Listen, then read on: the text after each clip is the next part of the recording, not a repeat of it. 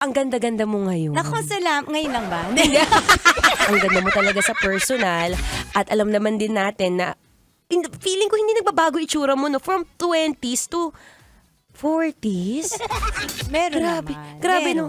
May nagbago pero ang tanong ng bayan, paano?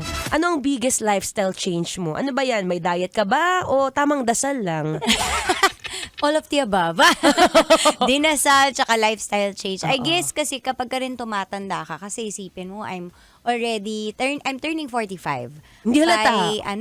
By March. Mm-mm. Syempre kapag ka tumungtong ka na ng 40s mo, mararamdaman mo na yung parang, hindi na to katawan ng bata. So you really need to be very smart and wise about your life.